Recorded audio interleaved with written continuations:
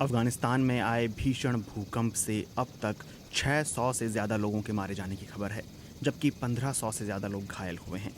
भूकंप का केंद्र अफगानिस्तान के पांचवें बड़े शहर जलालाबाद से 27 किलोमीटर दूर रहा और इसकी तीव्रता 6.0 मापी गई। आधी रात को आए इस भूकंप की वजह से मिट्टी और पत्थर से बने घर ढह गए। भूकंप के झटके वहां से करीब 400 किलोमीटर दूर पाकिस्तान की राजधानी इस्लामाबाद तक महसूस किए गए।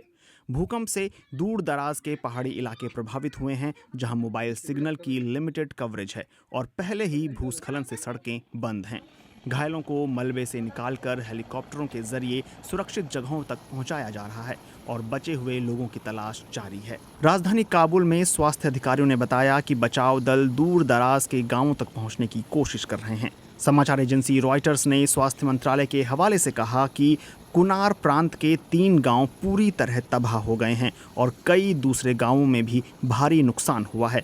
अधिकारियों ने बताया कि शुरुआती रिपोर्टों में एक ही गांव में 30 लोगों की मौत की पुष्टि हुई है और सैकड़ों घायलों को अस्पताल ले जाया गया है।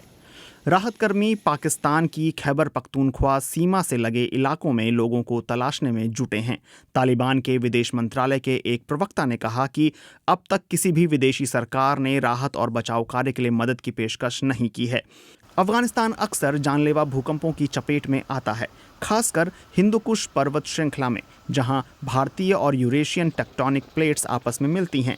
अक्टूबर 2023 में देश के पश्चिमी प्रांत हेरात में 6.3 तीव्रता का भूकंप आया था, जिसमें करीब 1500 लोगों की मौत हो गई थी।